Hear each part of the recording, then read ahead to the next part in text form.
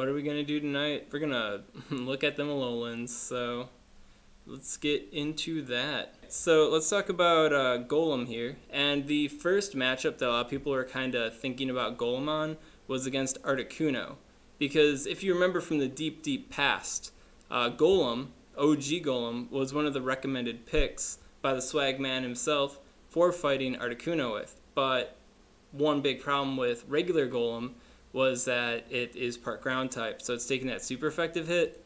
Well, Alolan Golem is rock electric, not rock ground, so it's not hit super effectively by the Articuno, so pretty good on it there. And for funsies, I'm just going to keep Great Friends on for all these simulations, because like, if you're raiding, you're probably great friends with somebody anyways. Maybe not today, but by the time a lot of these legendaries get re-released, I'm pretty sure the vast majority of players will have a great friend in the raid with them. Alright, so yeah, Articuno. So Alolan Golem doesn't have the weakness to the ice types, so understandably, Alolan Golem's doing really well here, as you can tell. But Smackdown Tyranitar, right, with the Stone Edge. And this is going to be a common theme tonight with Alolan Golem.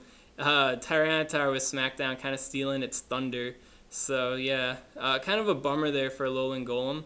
That was actually the first thing I thought about when Smackdown Tyranitar was announced. I was like, oh man, there goes like well over half of Alolan Golem's like hype, right? Thanks to this green jerk. But if you don't have a whole bunch of Smackdown Tyranitars, I think I only have like 5, which is a lot, but like only 2 of them have any sort of decent CP. So like I'm not like busting at the seams with Smackdown Tyranitars, and if I were to go up against Articuno and I had a weather boosted Alolan Golem to bring to the fight, then I would be bringing it to the fight. Like I ain't got no Entei powered up, and I only have so many Smackdown Tyranitars. I don't have this Smackdown Omastar, so yeah, Alolan Golem pretty swag if Articuno returns, and given how legendaries are returning all the time lately, I wouldn't doubt it. So, and you also see that Regice comes up as well, and that's just because he's so tanky, and he's got Rock Throw and Stone Edge, which is like all you need to have to be a good rock type. I mean, if you scroll down here, you'll see that Lunatone and Solrock are even making it, and their stat lines are kind of laughable.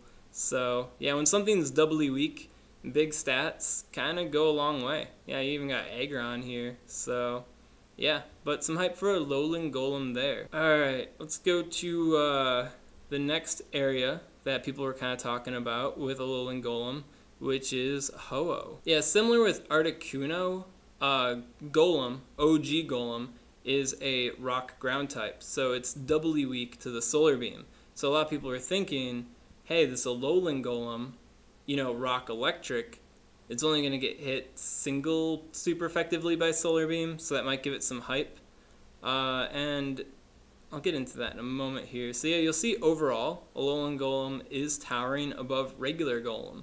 And once again, kind of having its thunder stolen by the great Smackdown Tyranitar. But now looking at the Solar Beam set specifically, it kind of highlights what I'm right now considering an error with Pokebattler. Alright, so here's the deal. So you got Solar Beam on, and you'll see that Alolan Golem is doing pretty well. Maybe not quite as well as we'd like from this single super effectiveness. You know, like Tyranitar, Kyogre, you know, and Regirock, they're standing much taller, and they get hit with the same level of effectiveness as Alolan Golem does. But Alolan Golem doesn't have their stats. But Alolan Golem, you know, clearly stands well above regular Golem, which means it is benefiting from that. Well, I took a closer look at the simulations, and a Solar Beam from Ho-Oh deals 132 damage to a Perfect IV level 40 Alolan Golem. The max HP of a level 40, you know, Perfect IV Alolan Golem is 134. Which means that the Alolan Golem would have to get hit by a Solar Beam without getting hit by any fast moves. Now, well, not even recent, but like in the recent-ish past, like a couple months ago, there was this research study put out by the Game Press team that revealed that a raid boss and a defending Pokemon in general can't launch back-to-back single-bar charge moves. And I talked to Solandro about it, and Solandro's under the impression that it can happen, and he says that he's even witnessed it. But at this point in time, we don't have any video evidence to confirm that that is a thing that can happen. I mean, there's definitely anecdotal evidence where we feel that it happened, but without like a video evidence that fully substantiates it. Did it really happen, or were you just being unattentive? So it's kind of an area of contention. I trust Solandro, but I also really trust the Game Press team. And so under the thought that back-to-back single-bar charge moves can happen, then that is how Alolan Golem benefits over the OG Kantonian Golem against the Solar Beam set, but in my opinion, it's just as bad as regular Golem.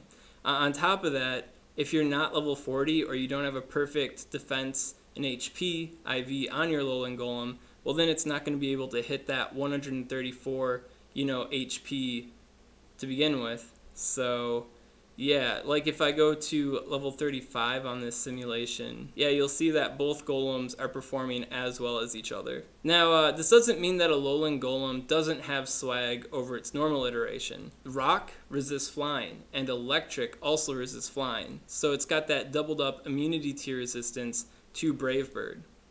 And if you look at the Brave Bird simulation against Ho-Oh, Alolan Golem actually goes above the Rock Throw Omastar, above its Kantonian iteration, and is at the top, or would be had it not been for, Smackdown Tyranitar again.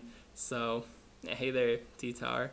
I mean, I can't be too mad because Tyranitar is one of my OG favorite Pokemon of all time, and as much as I want to see, Alolan Golem do better, it is what it is. Now, I would, look at Moltres simulations, but I think it'd be a waste of both of our times. There's no difference between Alolan Golem and Kantonian Golem against Moltres, so Golem's already super good against Moltres, so, Alolan Golem would be as good, but it's not really a highlight if it's doing the same thing as Kantonian one does in the same exact way. So I'm just going to skate over Moltres and technically Zapdos as well. Alright, so we got the Lugia fight, we're at level 40, and yeah, you'll see that Alolan Golem is doing pretty great here. And so in the previous fight, the Ho-Oh fight, Alolan Golem really wasn't getting that benefit against the Solar Beam, but against the Hydro Pump, it actually does. Yeah, let's look at Hydro Pump. So yeah, definitely not the first line El Numero Uno option, but a very great option, and definitely above its Kantonian counterpart.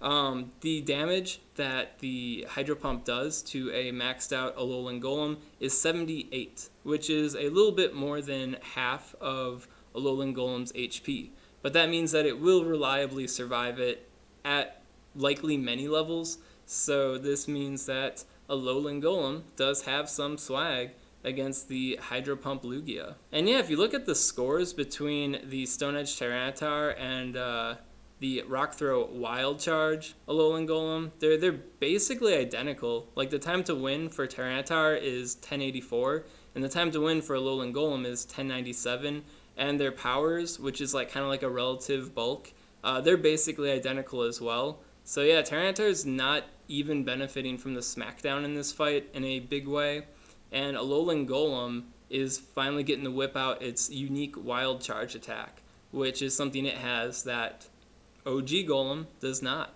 And Wild Charge is one of the most powerful charge moves in the game. So yeah, a lot of swag going on for Alolan Golem in this fight. And then yeah, with same thing as the Ho-Oh fight, if you're up against Sky Attack, a flying type move, Alolan Golem has that immunity tier resistance, which allows it to rise above basically everything against Sky Attack. Actually, in this particular sim, it appears that Alolan Golem goes above Tyranitar, which is pretty interesting. So once again, it's ever so slight. If you look at the numbers, they're almost basically identical. But, who's number 2 here? Yeah, you got Raikou. So yeah, Raikou is still doing better, but Raikou is even more exclusive, in my opinion, than Smackdown Tyranitar is, and Smackdown Tyranitar doesn't even count in this fight. So yeah, if Lugia returns, get your Alolan Golems ready. So, and how are you going to get your Alolan Golems ready? Well, apparently they're going to come out with Go Fest. So keep your Pokeballs ready and your eyes peeled. Alright, now this next simulation is actually really interesting. I didn't first think of it, but then I remembered when I was going over the Lugia sims, and I saw that it was using Wild Charge. Kyogre. Kyogre is another fight that Alolan Golem actually stands out in. Against what set but the Blizzard one, of course. Now I know Kyogre just left us, and we probably never want to see him again. But if Kyogre should return, and reasonably someday it will return, then Alolan Golem will be another option to take down its Blizzard set. Yeah, so because it's not weak to Blizzard. Regular Golem is, Alolan Golem isn't, and on top of that, Alolan Golem is using electric type attacks. Now Volt Switch isn't the most ideal offensive move for a Pokemon. It's actually it is the worst electric type fast move in the game, and it's one of the worst fast moves in the game, but it still hits for effectiveness. Actually, I didn't look at this before. I wonder how they compare. Yeah, that is a little bit behind, but not that big of a deal. Yeah, I'd probably still stick with Rock Throw with the Wild Charge and not switch to Volt Switch, but if there is like a break point or something like that somewhere wiggled in there, it could be reasonable to switch over to the Volt Switch. I think if Kyogre returns, I'll cross that bridge when we reach it. So yeah, Alolan Golem has some serious swag there. And having just recently poured over all the numbers for Kyogre since Kyogre was re-released, I think Jolteon and Zapdos being included so high up here in Pokebattler also stems from that, I wouldn't say error because I don't personally know, and Salandra is pretty certain that back-to-back single bars can happen, and I feel like that phenomenon is why Jolteon and Zapdos are rated so highly here. Both Jolteon and Zapdos have a pretty slim time surviving this even at level 40, and that whole back-to-back phenomenon could be why Latios and Groudon are also so high up. So I'd say that Alolan Golem here is likely even better than what Pokebattler is currently suggesting. But without me making a Go Battle Sim derived swaggy graph, I really can't substantiate that any further than just making an inference. But yeah, Alolan Golem, pretty swag against the Blizzard Kyogre, another option for the fight. And then as we know, legendary, legendary, legendary, legendary, legendary, legendary. Who's going to max out a Jolteon? What option do you have against Blizzard Kyogre but the Alolan Golem? So, should Kyogre come out again, yeah, Alolan Golem's definitely going to be our champion. We're going to get into Alolan Ninetales now. So yeah, so we got Rayquaza. As far as legendary re-releases go, I think we can expect to see Rayquaza soon. It's possibly the most anticipated legendary re-release out of the whole bunch, since we got Ho-Oh, Lugia, Kyogre. Groudon and Rayquaza, they definitely got to be up next. So, and shiny Rayquaza's black, and black dragons are the best dragons. So, yeah, get stoked for Rayquaza. Someone else wriggling its way into these simulations here is a Lowland Sandslash.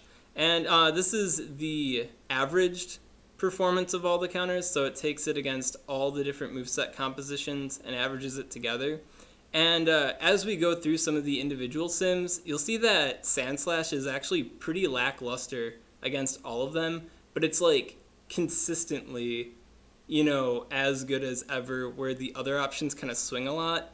And that's the main reason why Alolan Sandslash is kind of hanging out here right now. And don't sweat too much, because this is, once again, against all the different movesets averaged.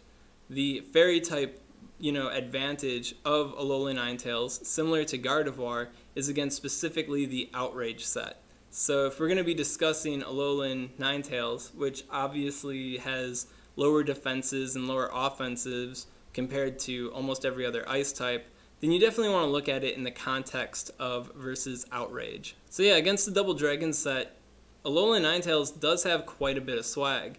It is more or less on par with the legendary Regice. Now, if you saw my Regice content, Regice is an extremely good ice type against Rayquaza, but because of the steep investment to power up Regice, like, I really can't advise it. And I guess awkwardly enough, Alolan Ninetales kind of has that same problem being in such a rare egg and being only egg hatchable, like the Alolan Vulpix. So unless the Alolans become wild in some major way, namely Alolan Vulpix, it kind of has like the same sort of like, yeah, you'd see a benefit if you maxed it out, but like, would you really want to in the face of just using any other ice type for the fight? So yeah, it's definitely a questionable investment, but it is a very pretty Pokemon, and if I got a hundo, I'd definitely consider maxing it out. I probably wouldn't. One major thing that's holding both Ninetales and Sandslash back as their ice type forms is their movesets. Powdered Snow isn't that bad, but Frost Breath and Ice Shard are better, and more importantly, Avalanche is one of the most powerful charge moves in the game, and neither of them get it. Ninetales has Ice Beam, Sandslash has Blizzard. I mean, for example, Piloswine certainly has worse stats than a lot of the other ice types, but it does have access to Avalanche, which brings it up in value in a pretty big way. Oh yeah, I guess another thing to comment on with the ice types in general, and that's Articuno, Regice, Ninetales, all of them included, is that when Gen 4 comes, and it's coming, right now it's predicted to come out in the fall, but when it does come out, somewhere down the line, Piloswine will be able to evolve into Mamoswine, and if you saw any of my past content talking about ice types or Gen 4 or anything, yeah, Mamoswine. Mamoswine is coming, and Mamoswine just blows every single ice type Pokemon out of the water. Against Ancient Power, basically all of these Pokemon except for Mew and Tyranitar and Piloswine, just about all of them are getting hit super effectively. And Alolan Sandslash is getting hit neutrally and still doesn't really have much of a TDO advantage, and definitely doesn't have a DPS advantage over these Pokemon. Alright, and then yeah, then there's Aerial Ace. Yeah, once again, kind of consistently mediocre. What is kind of interesting is that Alolan Golem also shows up here, and that's because it's getting the immunity to resistance to flying. Definitely not the DPS of Rayquaza or this guy. Again, stealing his thunder, you know? Yeah, it definitely doesn't have the DPS of them, but still shows up to the party. And if we're going to talk about common weather, if it is partly cloudy out, then yeah, it is definitely one of the best. But once again, kind of living in Smackdown Tyranitar's shadow. Good secondary, like less exclusive option, or ideally will be, depending on how they handle Alolan Geodude. So yeah, definitely a very useful and usable Pokemon. I definitely expect many trainers to get a lot of use out of their Alolan Golems. Now this next one is kind of fun. Alolan Muk is a dark poison type, and kind of as a joke, I looked at Mewtwo sims to see if it actually showed up anywhere at all, and it kind of does, So you'll see against all the movesets averaged, Alolan Muk is pretty good. You know, it's top 5, but Mewtwo's definitely the kind of fight that you really want to play by moveset, right? And I'm going to save you guys the trouble. I looked at basically all the movesets, and Alolan Golem isn't really a highly recommended option for any of them, except for one, and that's Confusion Shadow Ball, which is arguably the hardest moveset. Yeah, Alolan Golem, Alolan Golem? Wow.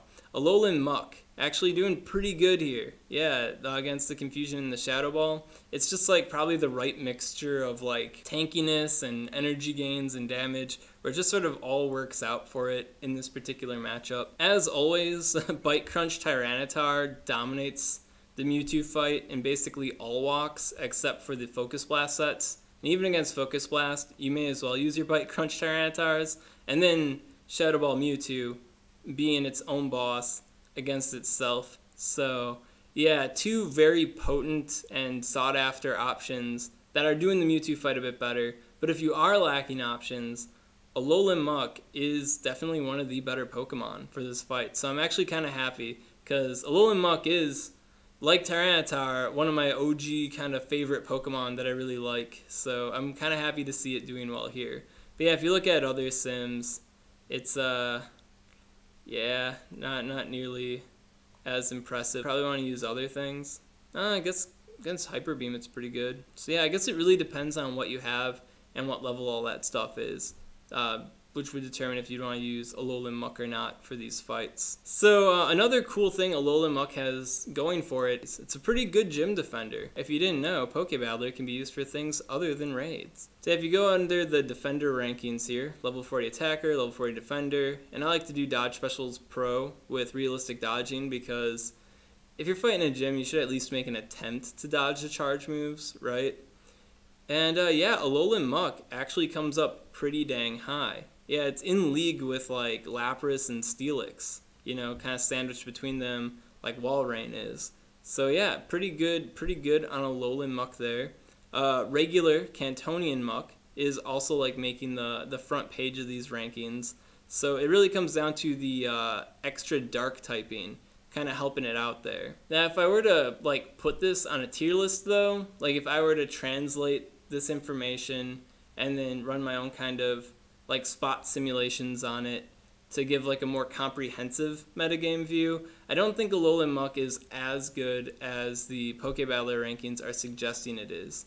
While the dark typing is nice for Muk and it gives it some handy resistances and it gives it stab on its Dark Pulse set, which is regular Muk's best set, I feel like the dark typing also kind of holds it back. The reason why you would put in a Muk into a gym is because of its fighting type resistance. That a Machamp can't just plow through the normal types, plow through the steel types, plow through the dark types, unencumbered. It reaches Muk, this bulky Pokemon, resisting its fighting type moves. Machamp is going to want to switch out of that fight, where Alolan Muk is getting hit neutrally by it. And even with the dark type stab to Dark Pulse, Machamp resists all of Muk's attacks. It resists poison and it resists dark. And Alolan Muk actually, yeah, it doesn't have infestation. That's regular Muk. So if Alolan Muk somehow got infestation, Machamp would resist that too, right? So yeah, it doesn't have that resistance backing it up. And I think that's something that really holds Alolan Muk back. Now, advantages to having that dark typing is that a dark type attacking Tyranitar is going to have trouble with this fight, or more trouble than it would have with the OG Kantonian Muk. So yeah, some trouble there. And then Shadow Ball Mewtwo's, or just Mewtwo's in general, won't really want to tango with Alolan Muk because the Dark Pulses are going to be hitting harder. So there's that. But yeah, Alolan Muk, definitely a good Pokemon, definitely a good defender. I don't think it really ranks. Like if I were to put it on the like defender tier list, I'd say it's like a close tier 4. Much like regular Muk is. And I think there are some decent trade-offs between the two Muks that make them very similar, but I think at the end of the day, Kantonian Muk is going to be the better option on defense. However, one thing that is very important to consider, which is actually the most important aspect of gym defense right now, in my opinion, is, bragging rights and looking cool. And if you really want to show off, like, Alolan Muk is probably one of the coolest Pokemon to put in a gym right now, especially if you can get it at the top. I know you guys have seen this before. If you haven't, I hope you do someday. But, like, Alolan Muk is pretty awesome. Because, like, it's, like, multicolored. Yeah, so it's got this multicolored stuff going on, which is pretty awesome to begin with. But, like, in-game, like, the colors kind of, like, wave all around it for a bit, which is, like, I don't know, I just think that's like the neatest thing ever. I don't know what you guys think. I think that's super neat, and it's really flashy. And when you see it on top of a gym, like every time, like the defender on top of a gym, like goes away, and then it comes back. Yeah, every time it comes back, it does the color wave again. And I don't know, the color wave is like my favorite thing. So, extremely important reason to put Alolan Muk in a gym. Not only is it flashy, not only is it kind of rare, but it also has some pretty good defender stats to sweeten the pot. So, yeah, absolutely. Put that guy in a gym. So, yeah, now if you're wondering about the other Alolans, like Alolan Marowak and Raichu and Dugtrio, I always forget about him, even though he's like one of the most iconic. Persian and Raticates. Yeah, all of them really don't have stats or anything like really unique about them that really makes them stand out on the offensive or the defensive metagame. So that was a clip from my live stream, SwagTips. SwagTips streams every Thursday at 7 p.m. Central Time. If you like this content and you'd like to see more like it, then subscribe to the Swagman. And if you have any questions about the content I covered or would like something else answered about Pokemon Go, then comment below, let me know what's up, and I'll be happy to help you out. And thanks for watching. SwagTips. Let's see, I can't lie, I maxed out my perfect Alolan Ninetales. Am I dumb? No. I mean, it's like, if it makes you happy, that's definitely one huge plus. And as an ice type, it has one relevant. Yeah, it was actually kind of a bad investment, man.